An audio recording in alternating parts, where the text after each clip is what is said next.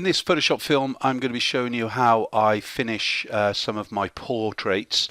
This is an example of the Black Angel that we shot, so I definitely watched the film, and you'll see that the majority of the time we like to show you straight out of camera images, but when I refer to kind of shooting in a certain kind of style, obviously you'll need to actually see and understand that even though I'm photographing in one way, there is going to be a kind of a back-end post-production to take a photograph to the next level as such, really.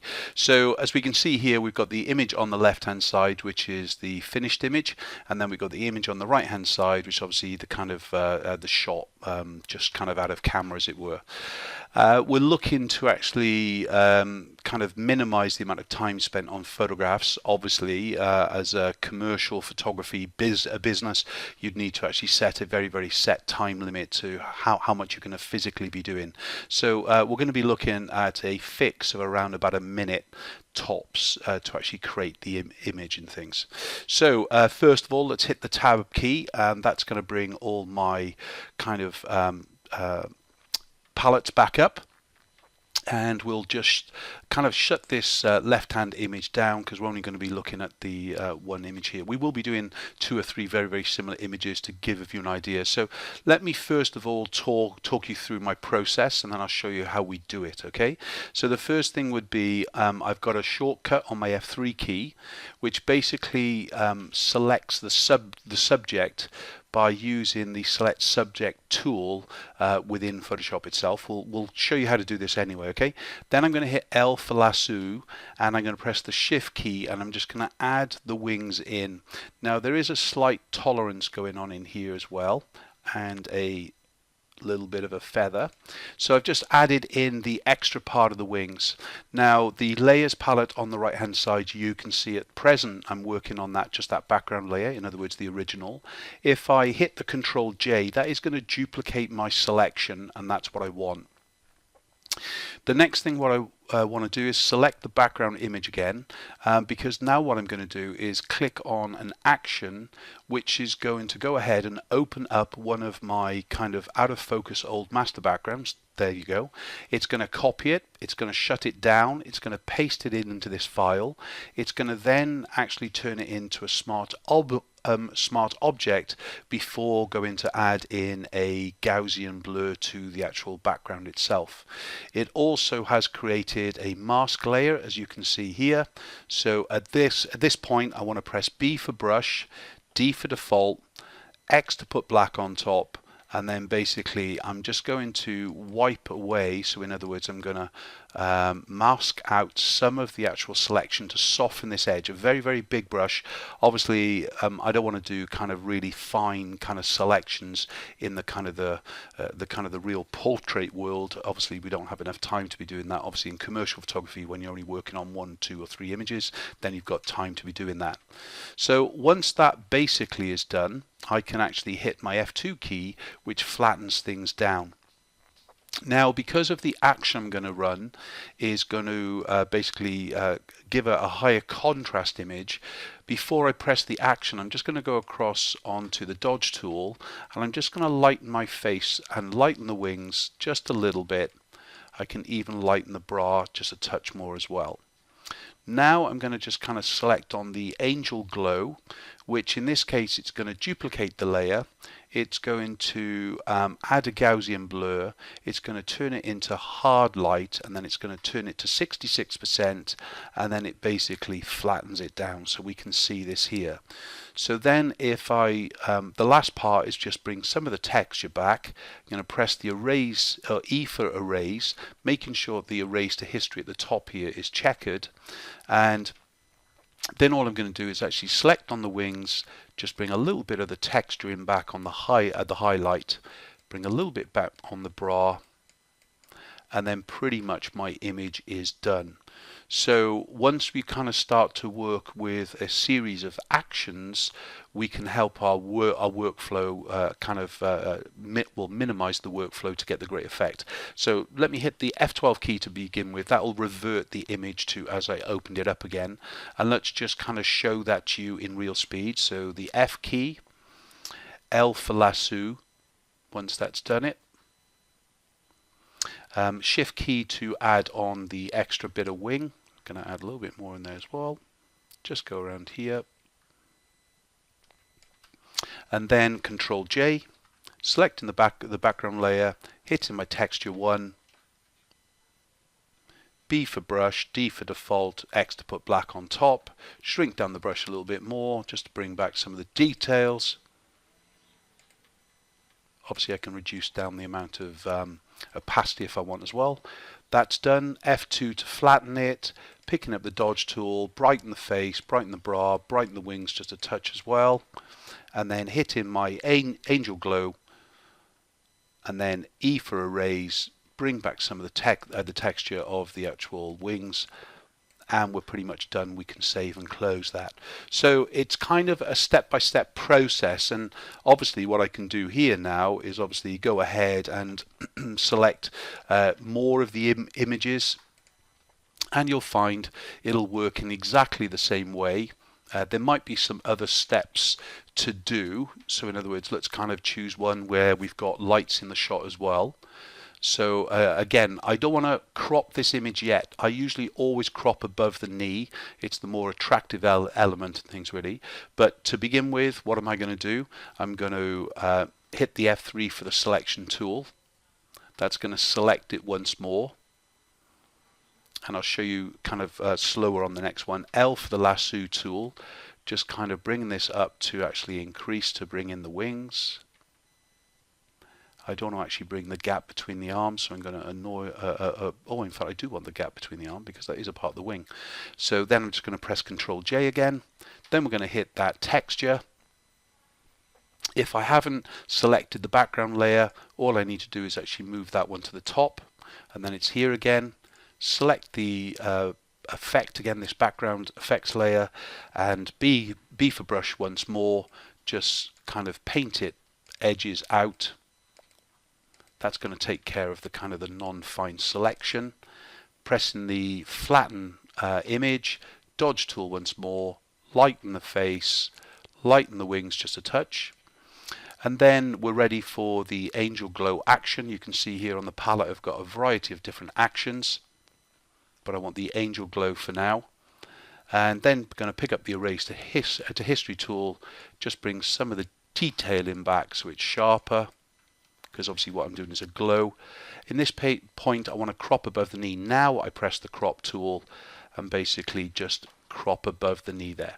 Double click in that, and pretty much I'm ready to actually save it. So in this time I would just go Control W, save on the way out, and then basically I'm ready for the next image.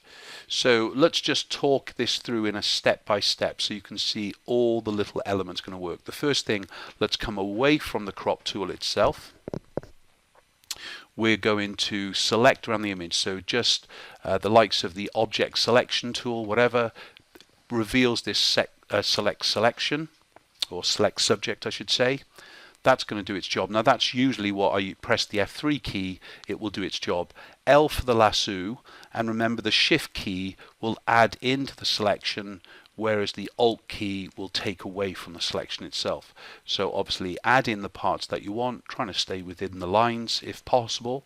Then all I want to do is Control J to duplicate that layer, selecting the background layer as I was saying to you.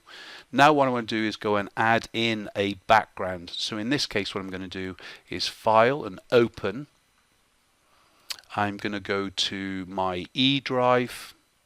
I'm going to go and find my Fine Art folder.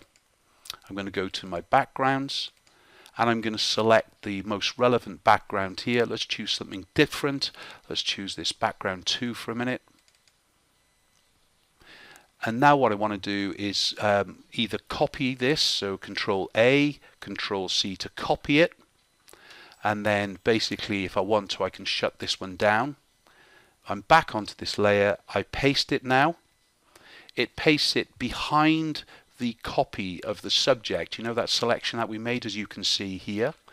Now I need to actually convert this to a smart object anyway, so I'm just going to on the grey layer, right click, then I'm going to convert to smart object, and really I only need this step if I was going to add a Gaussian blur to the background behind, which I'm going to do.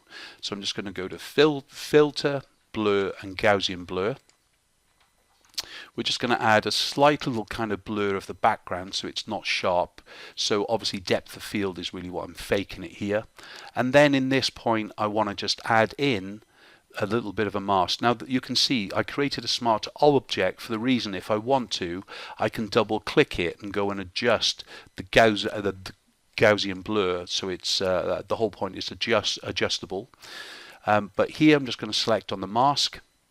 Then I'm going to press B for brush, which is over here on the palette. D for default basically resets, and then using the little arrows to put black on top, and that is BDX. Okay, B for brush, D for default, X to put black on top. Then obviously the left bracket on the keyboard, or the right bracket to allow me to increase or decrease the actual brush size. And then all I need to physically do is basically go and paint on the black to reveal the parts that we want. If I want to paint outside the area I can, of course, and that will just hide that effect. So remember, black to hide, white to reveal. So in the same way now we can actually give a kind of a real hand finish to any image, even though it's a standardized background. In this case, as I said, all I want to do now is flatten it. So I'm just going to go into Layer and Flatten. That's where I usually use my F2 key for. Then I'm going to go over to the Dodge tool. In this case I've got shadows that are selected, and I'm going to select the wings, as I said, because the action that I'm going to add to it, or the effect I'm going to give to it, will kind of blacken the darks anyway. Okay, so from in here now, to actually add the soft glow, or that kind of angel glow, I'm just going to go to Control J to duplicate the layer.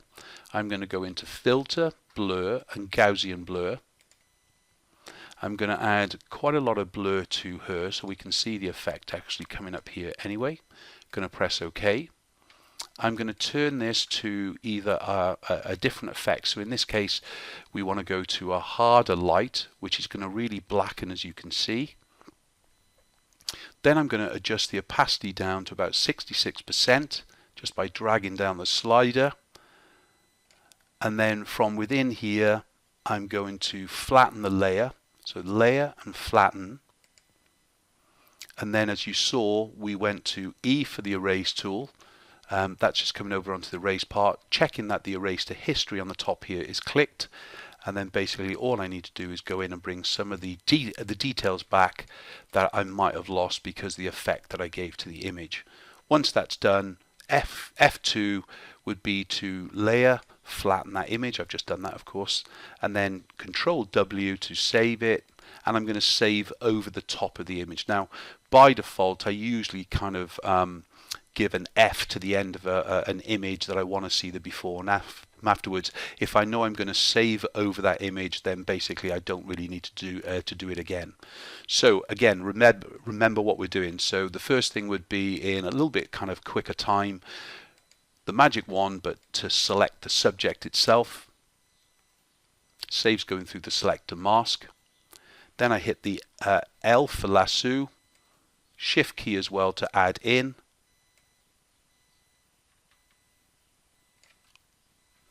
Then I'm going to Control J to duplicate, select the background layer, go and File and Open, go and choose another background layer itself. In this case I'm just going to press the V command, and I'm just going to drag it on top of this image and just release it. As you can see, now I'm actually going to just make this background a little bit bigger. Once more, if I want to add the Gaussian blur to it, of course, I'm just going to go to Filter, Blur and Gaussian Blur. Change that blur upwards more. Pressing OK. I can now change to the different blend modes. So darken and multiply isn't going to do very good because obviously it's going to not really add any texture. Lighten and screen will give a very dynamic look. and basically the soft light and the overlay for this type of background that I've chosen is pretty good. Otherwise, obviously the normal will be at the full kind of quality. Let's choose a different effect for now. So just going into the soft light, then we're going to add in a mask. B for brush, D for default, X to put black on top, of course. Remember, the only difference here, what I haven't done, is actually turned it into a smart object now, because I basically went in by hand and I enlarged the image. I didn't really need to kind of change its focus and things really. Now, you can see that at 100%, this is not bad, in fact, is it? So remember this one here, if we kind of change the overall effect, it's not bad at all. We don't need to reduce it down to the 66% as much as we did. Still flatten it with the F2 key, picking up the dodge tool, lighten the parts that I want to, and then obviously hit in either my angel glow or any of my other the softening techniques.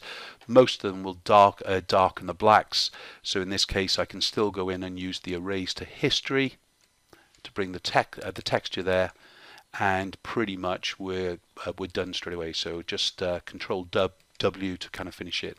Now there are some images. I did select one, I think, which actually has the lights there. There we go. So we've got the lights finish here. So let's go back to the actions and we'll be using those. The first thing though would be L for the lasso tool, and I'm just going to select around the lights. I'm going to press Shift and the backspace. This will launch the fill box, and I've got content aware selected. Once Photoshop does its blending job, it looks around and actually sees and kind of fills it with something similar. Doesn't do a perfect job, but a very good job. Do exactly the same there. Now I'm pressing S for the clone stamp tool. Right bracket to make it bigger. Just copying the different areas by pressing the Alt key and then painting over the top. Once I've done that, I can now press my F3 key. That will make the selection around the image again. L for the lasso, make it just a little bit bigger.